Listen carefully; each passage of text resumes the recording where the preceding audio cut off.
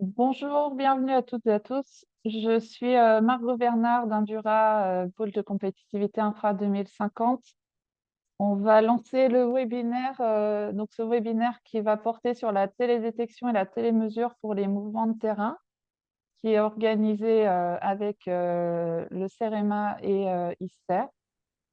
Et on est ensemble pour 1 heure, donc voilà, jusqu'à 12 heures à peu près. Donc ce webinaire est organisé dans le cadre du projet e-Risk Alpes et on lance cette chaîne de connaissances qui a pour vocation de porter à la connaissance du plus grand nombre ainsi que des collectivités, des maîtres d'ouvrage, les méthodes, outils, concepts, approches et expériences capitalisées dans les laboratoires et entreprises. Par ailleurs, en parallèle, Indura anime aussi la communauté collaborative d'intérêt qu'on a appelée e-Risk, qui porte sur le développement de compétences de recherche appliquée et d'innovation dans le domaine des risques naturels gravitaires. C'est une communauté ouverte, hein, donc si certains d'entre vous souhaitent y participer, c'est possible. Il faut me contacter et l'objectif, c'est vraiment de faire de l'émulation d'idées et de l'avancement collectif sur des thématiques structurantes. Alors, pour revenir au webinaire, il va se structurer en différentes parties. Donc, d'abord 2 présentations des intervenants et ensuite un moment d'échange. Et donc, pour les échanges avec les intervenants, je vous préconise d'utiliser le module Q&R. Voilà, vous pouvez poser vos questions dans ce module-là. On les reprendra à la fin. Vous pouvez les poser à tout moment pendant le webinaire. Et ensuite, vous pourrez aussi lever la main, ce qui me permettra de vous donner la parole. Donc, je vous citerai, je vous donnerai la parole et il faudra donc que vous activiez ensuite votre micro. Voilà, donc pour ce webinaire, on est avec Alexandre Carotte du CEREMA et David Amitrano de ISTER. Alexandre, peut-être si tu peux te présenter en quelques mots. Alors, bonjour, Alexandre Carotte, je suis responsable d'études d'instrumentation au sein du groupe Risque Naturel au CEREMA Centre-Est. Voilà. Merci, super. David, pareil. Bonjour à tous, moi je suis enseignant-chercheur. Je partage mon temps entre ISTER pour la recherche et Polytech Grenoble pour l'enseignement. Et mon domaine d'activité, c'est la rupture des roches et le suivi d'érosion des falaises. Ok, merci. Je vais tout de suite donner la parole à Alexandre donc pour commencer les présentations.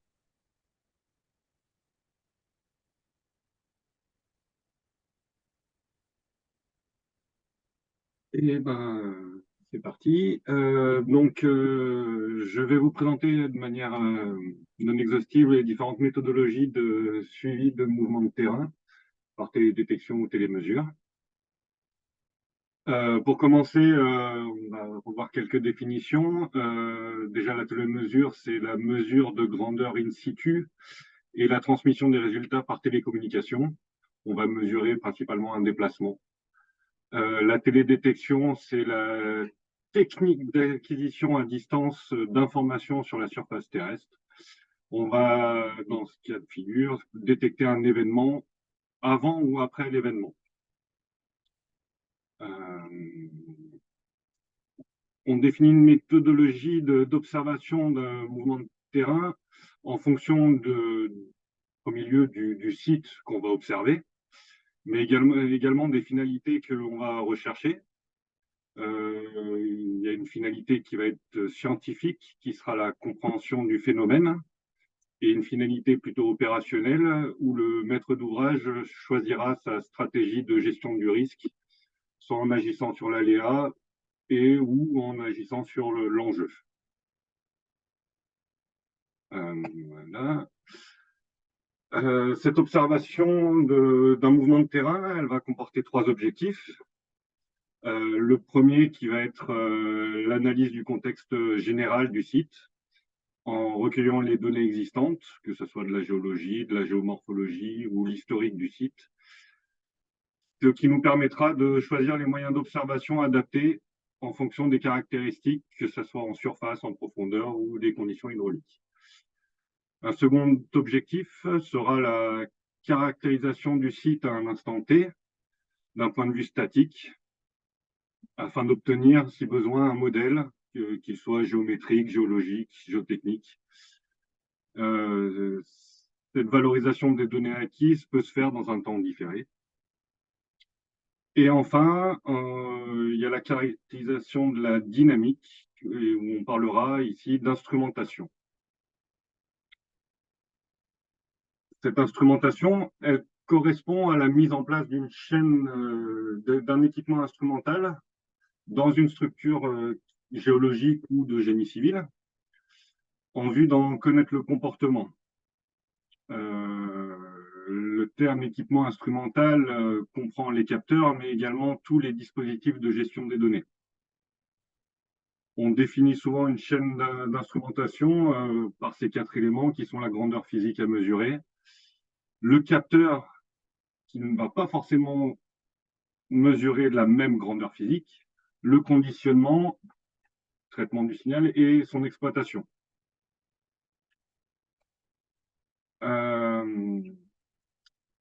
Les techniques d'instrumentation peuvent être classées selon 4 grandes grandeurs, au regard des connaissances nécessaires à leur mise en œuvre et à la maîtrise du fonctionnement des capteurs. Donc, il y a géotechnique, géodésie et géophysique, qui vont être principalement une instrumentation in situ. Elles permettent d'obtenir les 3 domaines d'auscultation, en surface, en profondeur, et également les conditions hydrauliques du terrain. Ces données in situ pourront être transmises par télécommunication. L'instrumentation à distance, la télédétection, permet uniquement d'avoir des mesures de surface. Donc, dans les instrumentations in situ, les méthodes géotechniques caractérisent principalement les déplacements en surface et en profondeur, ainsi que les conditions hydrogéologiques. Les plus courantes, ça va être l'extensométrie, qui va permettre de mesurer la variation de distance entre 2 points, l'inclinométrie, qui caractérisera plus l'amplitude et la direction des déplacements en profondeur, et la piézométrie, qui permet de mesurer le niveau d'eau dans les terrains. Ensuite, il y a le suivi géodésique en instrumentation in situ, qui va permettre de quantifier des mouvements superficiels. Ça va être principalement des mesures ponctuelles et on interprète la différence entre 2 relevés afin d'obtenir des déplacements et des vitesses. Les méthodes les plus courantes, ça va être la géodésie infrarouge, qui mesure les angles et les distances de cibles situées sur le versant à ausculter, ou le GNSS, qui va permettre de suivre le déplacement de points à la surface et de calculer des coordonnées absolues ou relatives en fonction d'un canevas de référence. Voilà. Ensuite, enfin, en instrumentation in situ, la géophysique informe sur les variations des caractéristiques mécaniques et hydrogéologiques des terrains, les événements qui se produisent et l'activité des mouvements. Les principales méthodes vont être la sismique, qui va permettre de mesurer les variations de vitesse, d'ondes sismiques ou acoustiques, et également les méthodes électriques, qui vont plus donner des informations des conditions hydrogéologiques du sous-sol. Voilà.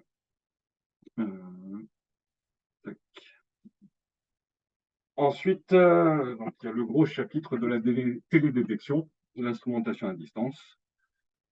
Elle permet de caractériser le comportement de la surface du mouvement sans contact matériel. Elle va nous donner une information visuelle sur la morphologie et son évolution dans le temps, et va nous permettre également de quantifier l'amplitude de la vitesse et la direction des déplacements de surface. Les techniques de télédétection peuvent être classées selon 2 méthodes, méthode passive et méthode active. La méthode passive va être utilisée avec des ondes électromagnétiques qui vont être naturellement être émises par le soleil et réfléchies par la surface. les méthodes dites actives vont être des ondes électromagnétiques émises par un dispositif. Donc, je vais essayer de toutes les balayer. L'imagerie optique, elle est utilisée depuis très longtemps. Elle permet de décrire l'évolution morphologique au cours du temps de manière qualitative. Les images optiques vont apporter les couleurs pour l'interprétation géologique. Elles nécessitent pas mal de traitements de correction géométrique ou d'orthorectification. Son avantage principal est l'absence d'un dispositif d'émission d'ondes. Donc, on peut miniaturiser les instruments. Ça va nous permettre de les adapter à aux 3 types de plateformes. C'est les satellites, des dispositifs aériens ou terrestres. Concernant les satellites, il y a beaucoup de satellites d'observation de la Terre qui nous fournissent des images optiques. Elles ne sont pas toutes équivalentes, que ce soit en résolution, en période de revisite ou en bande spectrale. L'ISTA permet aux acteurs publics d'avoir accès gratuitement à certaines images, ce qui facilite leur utilisation. Ensuite, les plateformes aériennes, donc principalement les avions. Depuis la Seconde Guerre mondiale, la France a réalisé des campagnes d'images optiques qui sont géoréférencées. L'inconvénient, c'est que l'échelle temporelle et spatiale des campagnes est insuffisante. Donc voilà, elle va nous donner une information d'évolution. On pourra éventuellement, avec des drones, pallier aux périodes de revisite, mais on va se heurter aux difficultés dans la correction de la position des drones et aux questions des autorisations de vol de ces appareils qui est très contraignante en France. Enfin, les plateformes terrestres, ça va être un appareil photo bon marché, du commerce, de bonne qualité. Pour éviter trop de traitement de données, on va essayer d'adapter cet appareil sur un socle dans une zone stable et protégée. Principal inconvénient des images optiques, ça va être l'absence de mesure en conditions météorologiques dégradées ou avec une luminosité trop faible.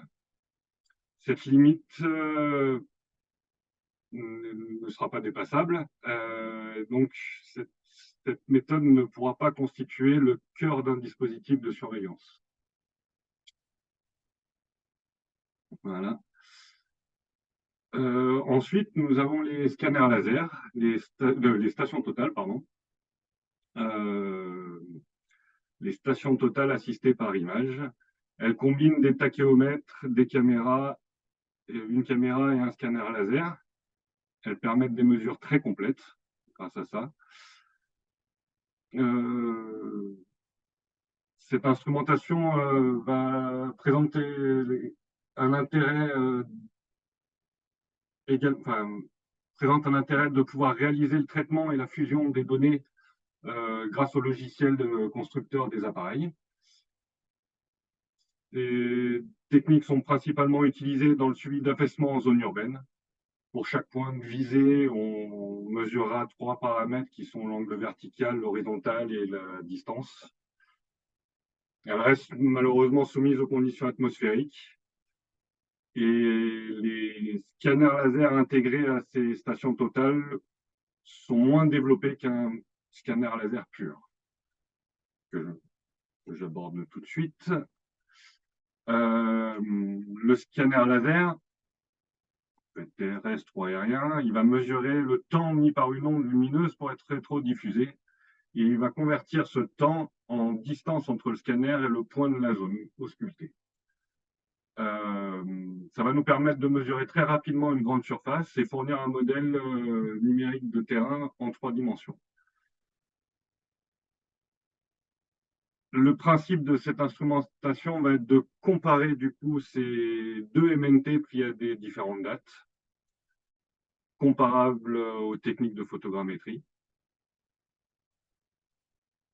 La principale limite va être le besoin de visibilité directe de la zone à ausculter et les conditions météorologiques également, ainsi que la végétation, peuvent poser problème.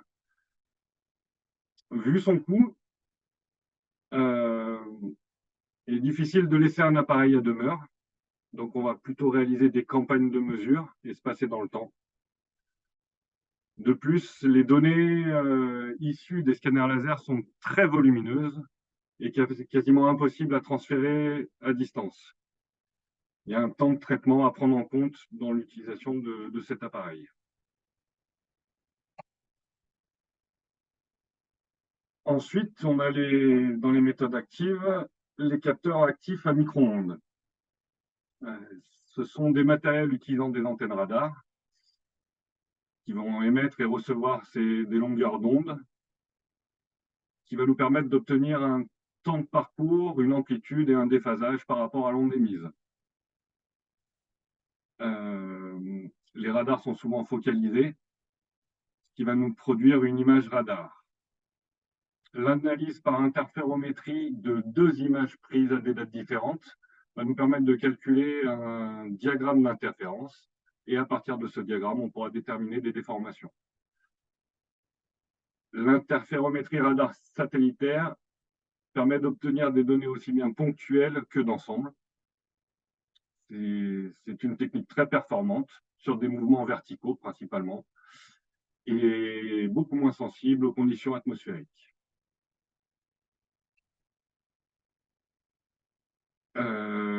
L'image radar a les mêmes caractéristiques que l'interférométrie radar,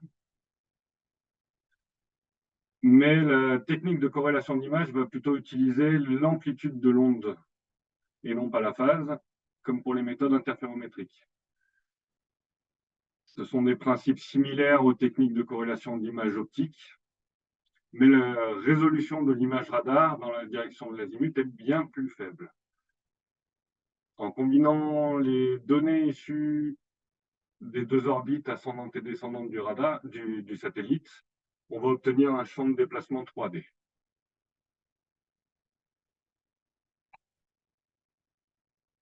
Ensuite, on a l'interférométrie radar terrestre, qui est basée sur les mêmes principes que l'interférométrie satellitaire. Les images peuvent être prises à très peu de temps d'intervalle, ce qui va nous permettre de nous affranchir des problèmes de cohérence d'image. C'est une technique qu'on peut intégrer dans une surveillance opérationnelle. J'en parlerai un petit peu plus tard. La contrainte, c'est qu'on ne peut pas comparer plusieurs campagnes de mesure différentes. Contrainte principale. Voilà. Enfin, dans les méthodes actives micro-ondes, il reste le distance-mètre radar.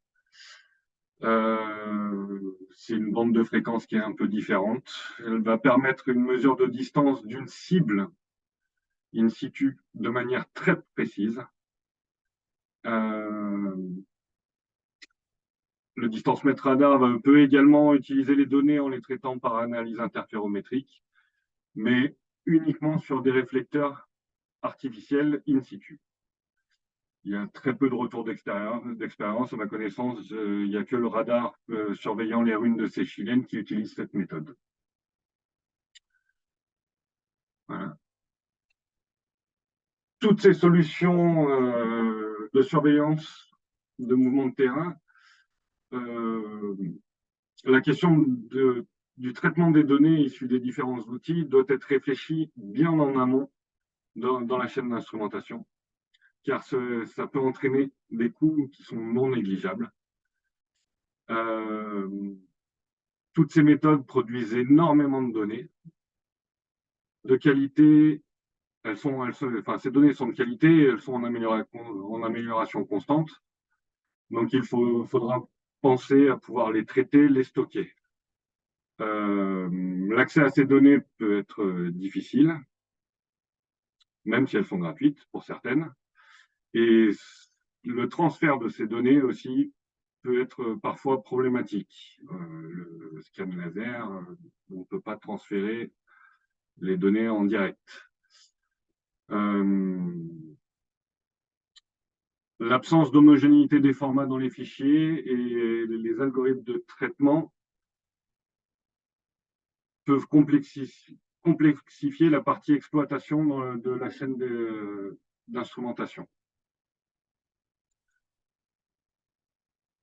En conclusion, toutes ces méthodes peuvent atteindre de très grandes précisions de mesure.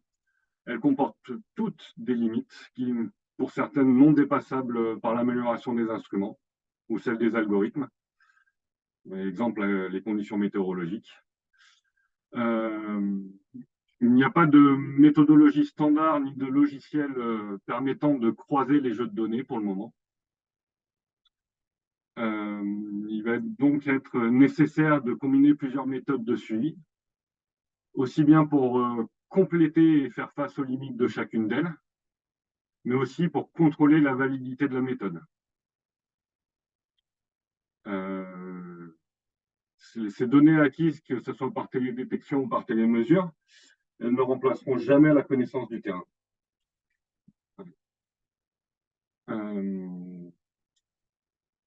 Pour terminer, voici la description d'une chaîne d'instrumentation qu'on a mis en place en faisant un focus un peu sur les différentes contraintes qu'on a pu rencontrer. Donc, la DIR Centrest a décidé d'installer des écrans de filet pour protéger le RN90 à l'aval des falaises de Pont-Serrand. Pour assurer la sécurité de l'entreprise pendant toute la phase d'installation de ces écrans, il a été décidé d'installer un radar IBIS de la société IDS. Ce radar est situé sur le versant d'en face, à une distance d'environ 1 à 1,5 km. Il est contrôlé par le logiciel IBIS Controller. Ça a été une première problématique. Le PC qui contrôle ce radar est sous Windows XP. Donc l'intégrer au serveur de la DIR a été très compliqué, il a fallu l'isoler. Ces données acquises sont ensuite transférées via FTP avec un abonnement 3G. Il a fallu faire attention aux quantités de données transférées et à la capacité de transfert. Afin d'exploiter les données, il a fallu construire un MNT issu d'un scanner laser et d'un lidar aéroporté. Le temps de traitement pour construire ce MNT était non négligeable.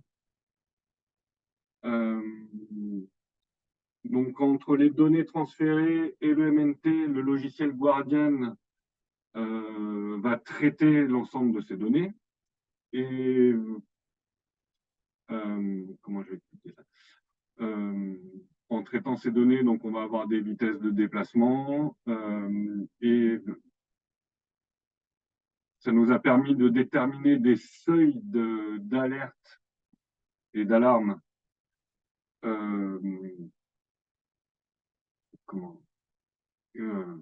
Ça nous a permis de déterminer des seuils d'alerte et d'alarme. Ces seuils, une fois, si un seuil est atteint, le logiciel nous permet d'envoyer des emails aux différents intervenants. Malheureusement, le serveur de la DIR Centrest ne nous permettait pas d'envoyer de SMS, donc il a fallu passer par un système de conversion de ces emails en SMS développé par la société Miotis. Ce système nécessite également des cartes SIM et des abonnements.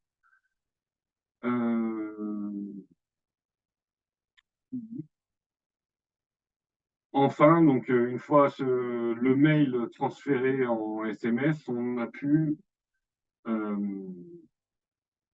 comment je vais dire ça, des balises visuelles et sonores sont situées sur le chantier et communiquent directement avec ce système pour prévenir l'entreprise. Chaque alarme peut générer environ une douzaine de SMS. Donc, il a fallu quand même configurer l'abonnement en fonction et bien s'affranchir de fausses alarmes parce que le coût est non négligeable. Actuellement, cette chaîne d'instrumentation est en fonctionnement jusqu'à fin avril, normalement, fin du chantier de pose d'écran de filet. Donc voilà, je laisse la main maintenant à David pour la suite.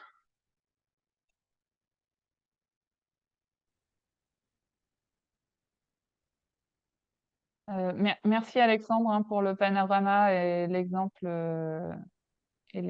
sur la chaîne de traitement qui a été développée à Dire sans trêve. On prendra les questions à la fin des deux interventions. Et n'hésitez pas à les écrire dans le QR. Donc, il y en a déjà une, mais voilà. David, du coup. Parfait. On voit ton écran, il n'est pas encore en plein écran. Ça va venir. Est-ce que vous le voyez en plein écran maintenant? Oui, très bien. Très bien. Alors, bonjour à tous. Moi, je vais vous parler d'une partie des des systèmes d'instrumentation qu'a présenté Alexandre juste avant. Et je vais vous montrer ce qu'on peut faire en associant des mesures qui viennent de la photogrammétrie et qui viennent de la sismologie, en particulier pour la détection des éboulements rocheux. Alors, dans le cas des éboulements rocheux, il y a une problématique un peu particulière que je vous présenterai. Ensuite, je vous montrerai quel est l'intérêt d'associer ces deux méthodes-là. Un petit peu de méthodologie, mais pas trop. Et ensuite, je vous présenterai des résultats. Et quelque chose qui me paraît intéressant, c'est que ces méthodes-là nous permettent, dans certaines situations, de remonter dans le temps. Donc, je vous montrerai ça.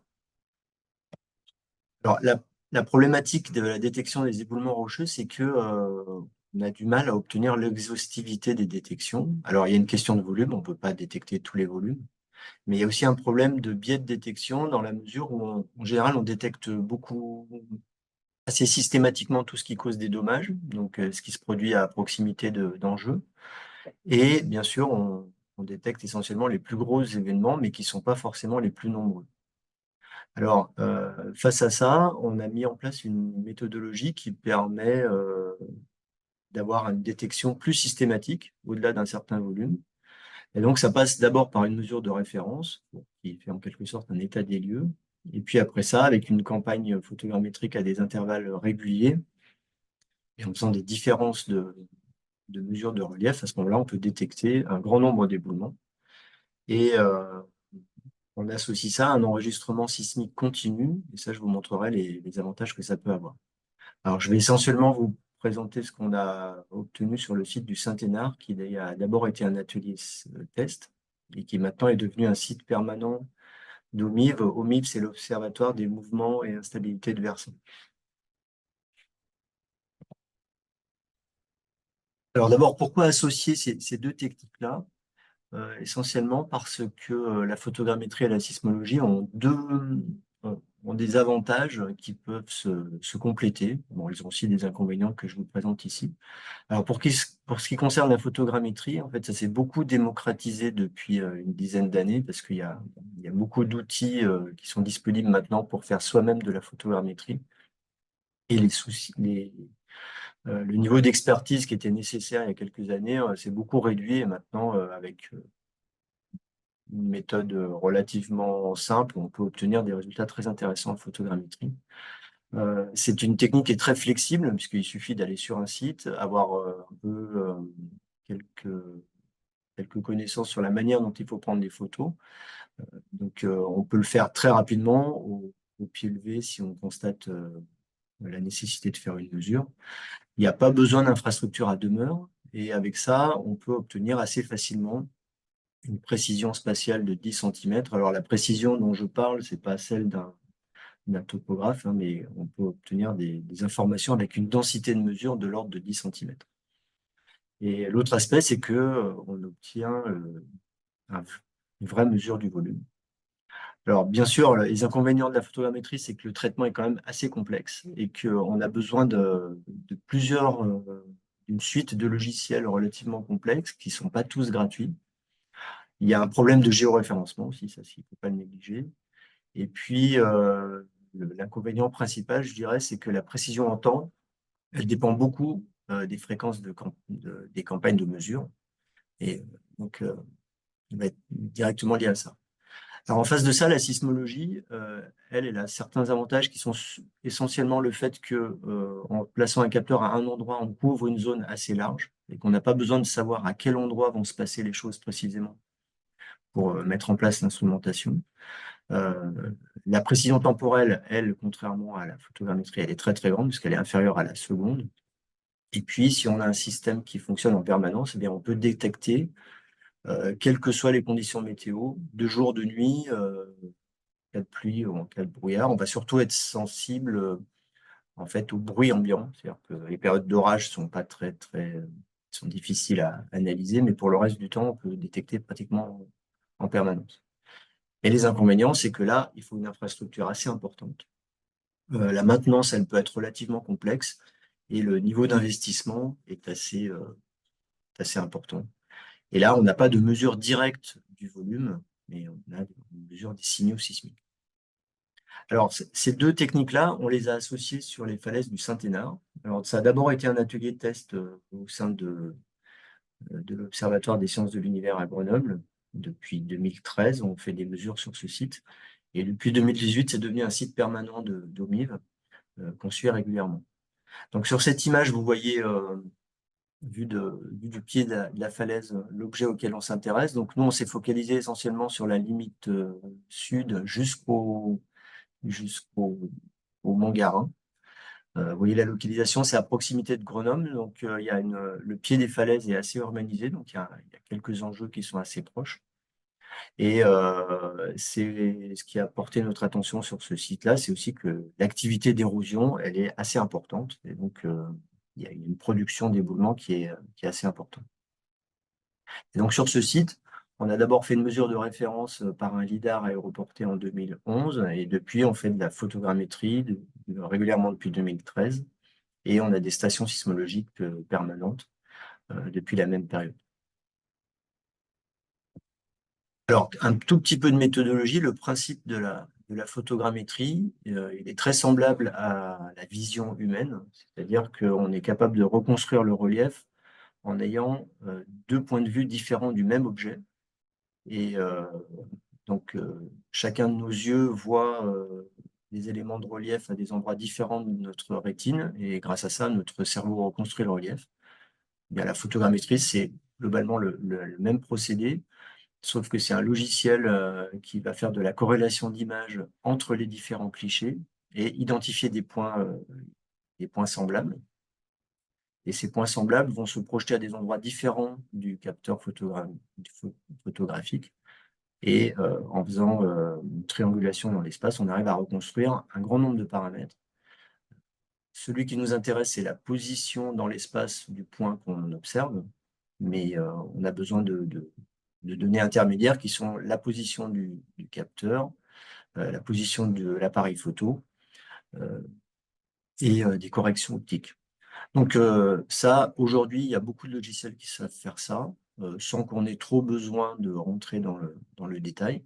Ici, sur l'illustration que vous voyez, on voit plein de points sur une photo qui sont les points qui ont été identifiés comme se ressemblant d'une image à l'autre. Et après, sur la partie de droite, vous voyez la reconstruction finale, donc, où là, on a à peu près 10 millions de points qui reconstruisent le relief du granit. Alors, les falaises sont très adaptées à ces techniques-là parce qu'elles ont à la fois elles ont un grain photographique qui est assez intéressant, qui permet d'identifier des points semblables, et les points sont suffisamment distincts les uns des autres pour qu'on ne puisse pas les confondre. Donc, si on doit faire ça sur une surface lisse et brillante, c'est beaucoup plus compliqué, mais sur une surface rocheuse, ça marche très bien.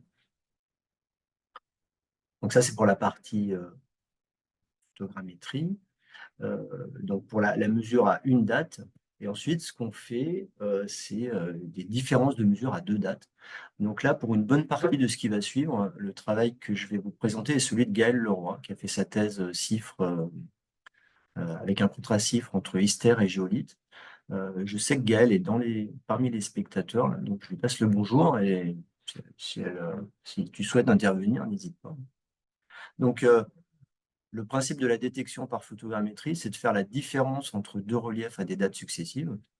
Donc, la précision temporelle va dépendre de la manière enfin, de l'espace du temps qui s'est passé entre chaque mesure.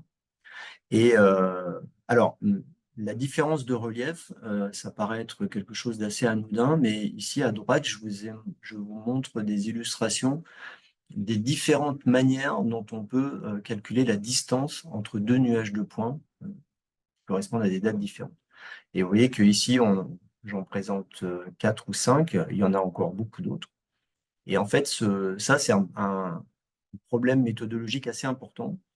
C'est que le choix et les paramètres à décider enfin la méthode à choisir et les paramètres à régler pour ces différentes techniques sont assez vastes.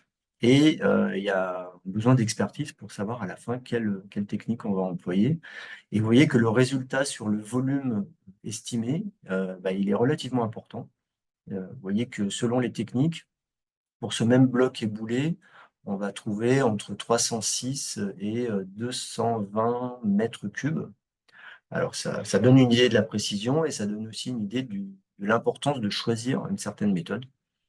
Alors nous, celle qu'on préfère utiliser maintenant, c'est ce qu'on appelle M3C2, qui est une des plus élaborées, mais qui donne les résultats les plus fiables. Donc avec ça, on est capable de détecter un certain nombre d'éboulements, calculer leur position, bien sûr, et leur volume. Alors un autre biais important, c'est que du fait de la qualité des mesures, on est obligé de décider d'un certain seuil de détection, et qu'on ne va comptabiliser que les blocs qui sont constitués par des écarts de relief supérieurs à un certain seuil. Et là, vous voyez sur la figure de droite, l'effet du seuil sur la comptabilisation des volumes. Donc, ce que je vous montre là, c'est une distribution des volumes éboulés détectés selon différents seuils. Donc, N supérieur à V, ça veut dire le nombre de volumes d'éboulements supérieur à un certain volume. Et en bas, sur l'axe des X, vous avez le volume. Donc ça, c'est une distribution, vous voyez, qui est représentée en log-log. C'est quelque chose d'assez fréquent pour ces phénomènes-là.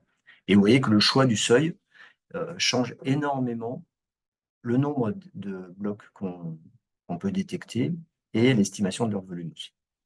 Donc ça, c'est un point assez important. Alors, il concerne essentiellement les petits volumes. Si on se concentre sur les plus gros volumes qui peuvent représenter l'enjeu le plus fort, à ce moment-là, cet effet de seuil est moins marqué. Alors maintenant, passons à la sismologie. Donc ici, je vous montre différents types de signaux qu'on peut observer. Alors d'abord des signaux très impulsionnels, où on voit une augmentation très franche et très rapide dans le temps de l'amplitude sismique à gauche, et à droite, un signal beaucoup plus étalé dans le temps, qui montre moins de phases impulsionnelles et qui a une durée qui paraît beaucoup plus longue. Alors, ces différents types de signaux, on les a obtenus après une classification, c'est-à-dire qu'on nettoie un certain nombre, on est sur l'ensemble des traces qu'on observe. On enlève d'abord ce qui est des séismes, ce qui sont les signaux d'origine anthropique, donc ça peut être des engins, des hélicoptères, différentes choses. On élimine les orages aussi, et à la fin, avec notre expertise, maintenant on est capable de dire qu'est-ce qui est un signal émis par un éboulement parmi cette grande variété de signaux. Alors l'intérêt d'avoir associé ça aux mesures de relief, eh bien, c'est que quand on est capable d'associer de manière assez sûre le signal et ce qu'on a vu par la photogrammétrie, à ce moment-là, on peut décrire très finement la manière dont l'éboulement s'est propagé, comment il s'est réalisé.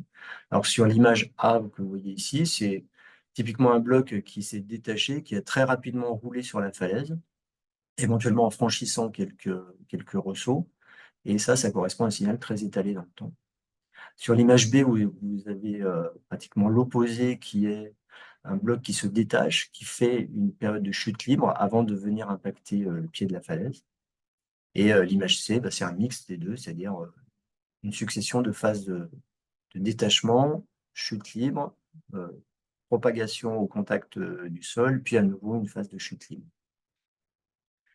Alors l'intérêt de la sismologie, c'est que on va être capable d'identifier des choses qui se sont passées dans le temps, ce que je vous présente maintenant. Donc par exemple sur le signal qui correspond à la figure B ici, vous voyez que c'est un bloc qui était sous un surplomb, qui s'est détaché. Donc on a le signal de détachement. Ce signal de détachement, on peut le relier au volume grâce à la photogrammétrie, c'est-à-dire qu'on a une mesure indépendante et différente du volume. Ensuite, vous voyez un temps de quiescence pendant lequel on n'enregistre rien, ça c'est la chute libre. Et ensuite, le temps d'impact et l'énergie d'impact. Et donc ça, la physique de ce phénomène-là est assez simple, hein. La chute libre, c'est quelque chose qu'on peut calculer. Le temps de chute libre, c'est quelque chose qui dépend de la hauteur. L'énergie d'impact, c'est essentiellement lié à l'énergie cinétique. Et l'énergie du détachement, ça c'est essentiellement lié à la contrainte qui a été relâchée au moment où le bloc se détache.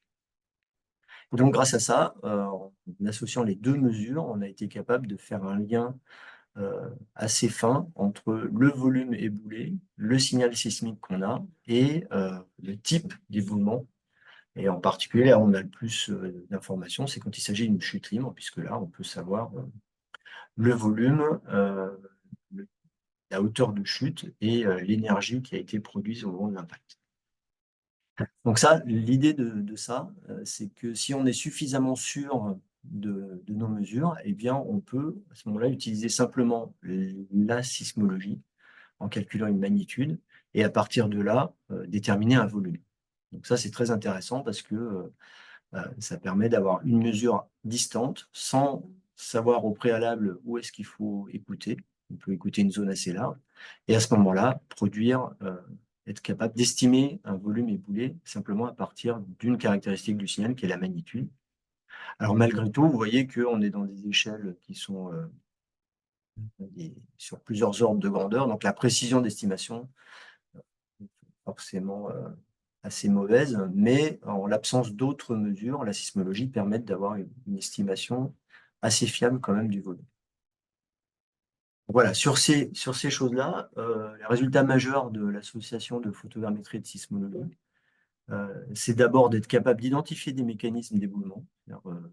Alors bien sûr, quand on regarde la trace d'un éboulement, on peut le dire, mais là, avec la sismologie, on peut avoir la chronologie de ce qui s'est passé et le relier au type d'éboulement auquel on a eu affaire.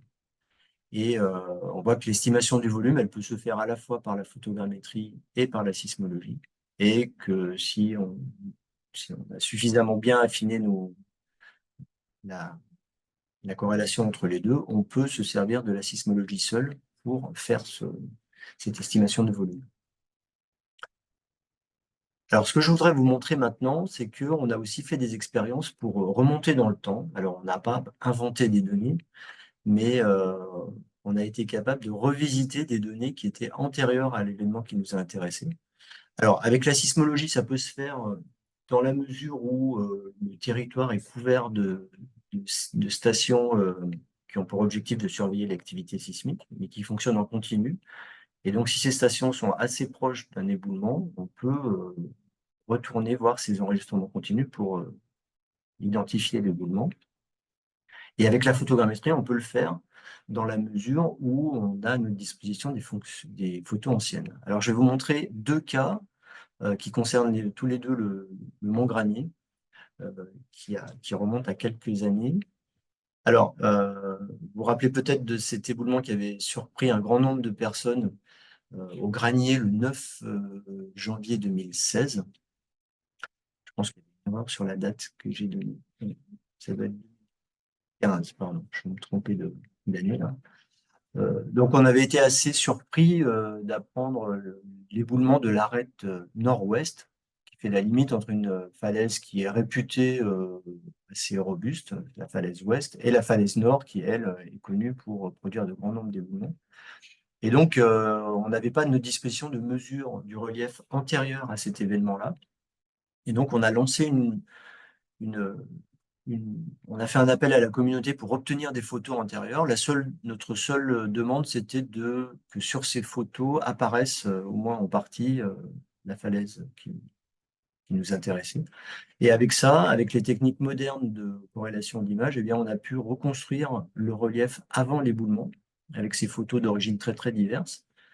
Et avec ça, on a été capable de calculer un volume d'éboulement, alors qui n'était pas très précis, mais qui a permis quand même d'avoir une idée un peu plus objective que simplement des estimations. Donc ça, c'était un exemple assez intéressant.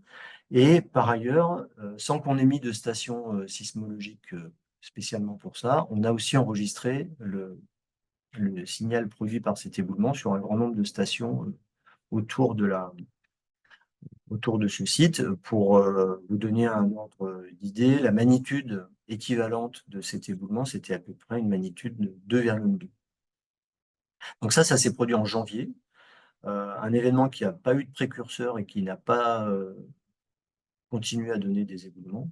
Et puis, à peu près 4 mois plus tard, au mois de mai 2015, alors il faut que je me corrigerai sur la date, je me suis trompé, c'était 2016.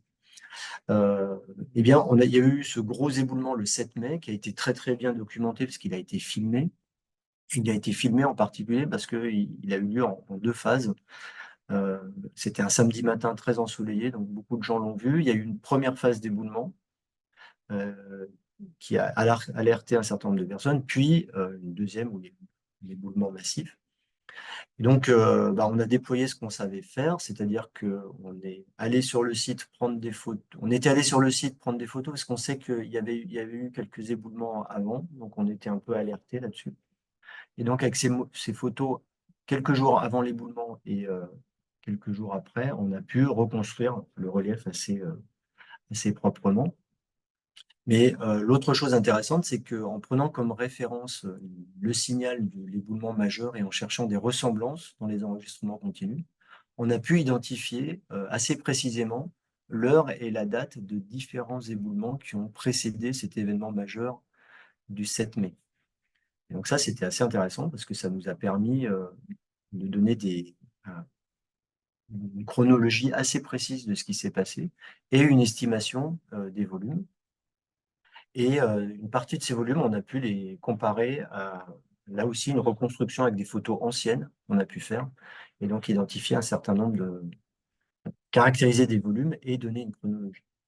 Et puis, l'usage principal, c'est quand même de donner précisément un volume et une forme de ce qui s'est éboulé. Donc, vous voyez ici sur cette image, en bleu clair, la masse principale qui est tombée, en bleu plus foncé, les différents éboulements qui avaient eu lieu avant l'éboulement principal, et en rouge, un petit éboulement qui avait eu lieu quelques jours avant.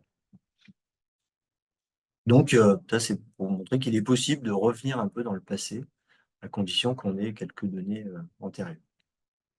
Alors, la suite de ça, pour nous, maintenant, c'est ça a lieu dans un projet ANR qui s'appelle C2RIA, qui a pour objectif d'associer un grand nombre de mesures qui, pour la plupart, vous ont été présentées par Alexandre juste avant. Donc sur un site qui est le site du Saint-Hénard, donc avec une partie de mesures très très denses pour essayer d'accumuler le plus grand nombre de données qu'on va pouvoir donner à analyser à une intelligence artificielle dont on espère qu'elle nous dira des choses qu'on n'a pas vues nous-mêmes dans les données. Et donc ça, c'est un aspect. Et si on avance suffisamment sur la compréhension des processus, utiliser cette compréhension pour transférer ça à des sites pour lesquels on aurait un peu moins d'instrumentation, une instrumentation un peu plus légère. Donc j'en arrive à la conclusion. Je vous ai montré comment on peut détecter et estimer des volumes par les deux méthodes complémentaires que sont la photogrammétrie et la sismologie. Ça permet d'associer la qualité de chacune de ces mesures et de compenser un peu leurs défauts. Et elles permettent aussi d'un retour dans le temps en valorisant des photos anciennes, par exemple, ou en utilisant le fait qu'on a un grand nombre d'enregistrements sismiques continus sur notre territoire. Et puis la suite, pour nous, c'est d'associer plusieurs méthodes et d'identifier éventuellement des précurseurs. Voilà, j'en ai terminé. Je vous remercie pour votre attention. Merci David. Je passe tout de suite aux questions, donc n'hésitez pas à continuer à écrire des questions dans le module QR, notamment pour David. Donc là, on en a quelques-unes déjà pour Alexandre. Pourquoi est-ce qu'il n'est pas possible de comparer plusieurs campagnes de mesures différentes obtenues avec un radar interférométrique? Alors, pourquoi il n'est pas possible? En fait, il est quasiment impossible de remettre le radar exactement dans la même position. Et la principale contrainte, elle est là. Il y a un essai qui a été fait, toujours sur la RN 90 par la SNCF, où ils avaient pris les coordonnées GPS du radar, ils ont essayé de le repositionner par la suite, et ils ont réussi à interpréter un petit peu les résultats, mais il y avait quand même, enfin, ils sont partis du principe qu'il y avait eu un tassement de l'appareil entre les deux acquisitions, un tassement d'environ 5 cm. Donc, enfin, pour moi, c'est quasiment impossible de pouvoir de comparer deux campagnes différentes dans le temps. Voilà. Ok, merci. Donc, on a une autre question sur la chaîne de mesure qui a été développée pour protéger l'installation de la DIRCE. Combien de temps entre un mouvement de terrain et l'envoi des SMS? Alors, Ce temps répond aux besoins aujourd'hui. ouais, je vais modifier un petit peu la question. Je vais dire combien de temps entre l'acquisition et la génération de l'alarme. Donc, le radar va acquérir sa donnée. On compte environ 2 minutes de traitement par le logiciel. Et après, il y a moins d'une minute pour générer l'envoi du SMS. Donc, environ 3 minutes. D'accord. Ça répond aux besoins. Alors, ça répond aux besoins. C'est le meilleur ratio qu'on ait réussi à obtenir en surveillant l'ensemble du versant.